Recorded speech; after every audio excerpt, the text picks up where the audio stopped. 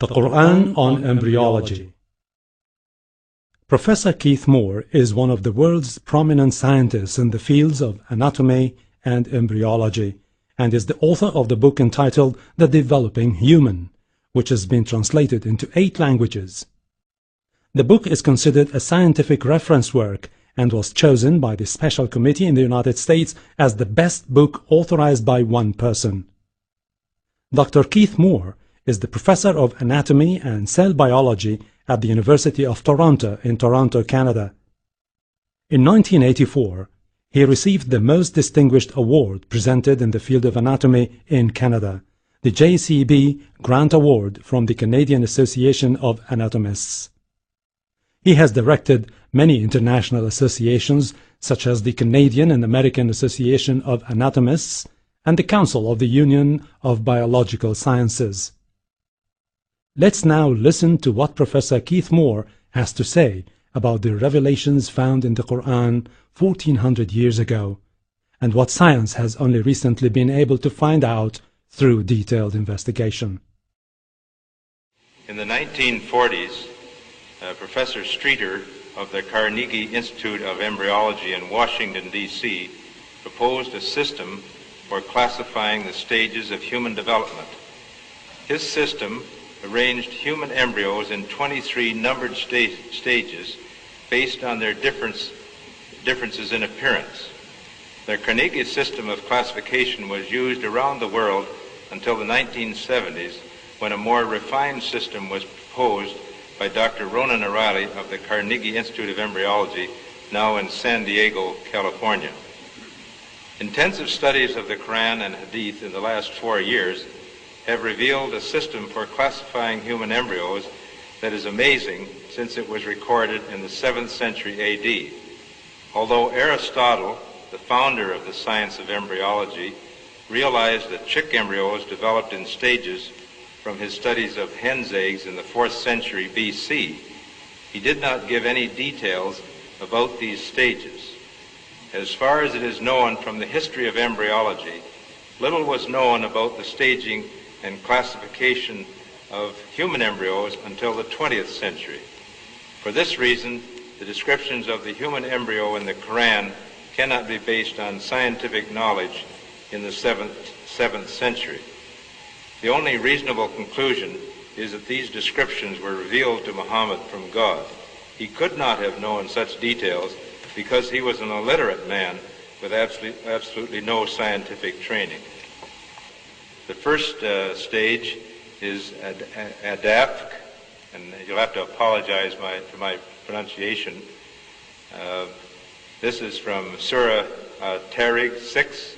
He is created from a drop emitted. This Arabic term refers to the forceful emission of fluids which occurs during ejaculation in the male and ovulation in the female. The male secretions, called semen, contain the spermatozoa, and the female secretions, called follicular fluid, contain the ovum. This is the stage of fertilization and the nutfa, and after this is what we call the zygote, referred to in the Quran as the nutfa, and the nutfa undergoes division, which we call cleavage, as it passes down the uterine tube. And so these are the stages of the nutfa here as it undergoes cell division. This term is used several times in the Quran when referring to the beginning of development. After examining all these references, it is concluded that nutfa refers to the small drop of fluid containing the sperm and the ovum. The term nutfa is also used to refer to the dividing zygote as it undergoes cleavage, cell division, and passes along the uterine tube to enter the uterus. This surah says, "Then he made his progeny from a quintessence of the nature of fluid despised."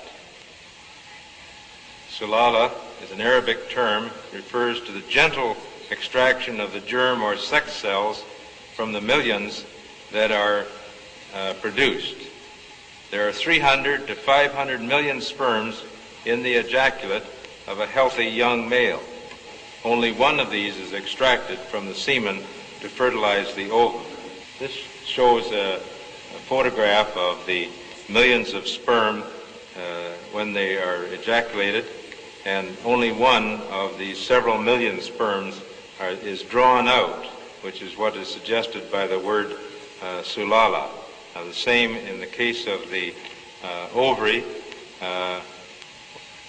Only one ovum reaches maturity and is expelled from the ovary, and it is extracted from the many thousands that are available in the ovary. Again, the idea of extraction, or sulala.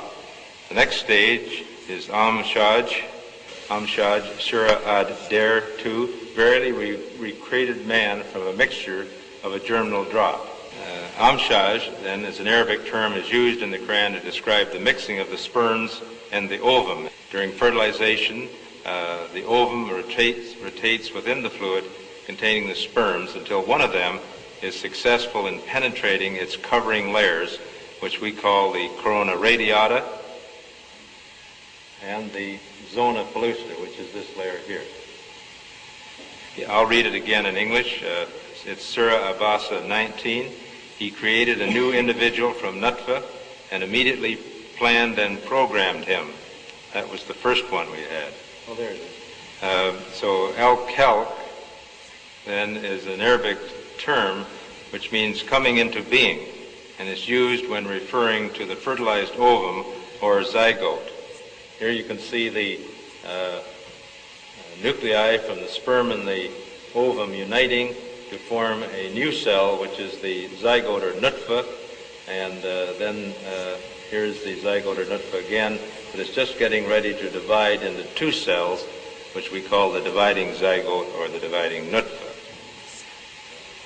The next stage, al-Takdir, which is the same verse that was just repeated. This Arabic term means the determination of characters, and appears to refer to the fact that from the beginning the zygote or nutfa contains genetic factors in the chromosome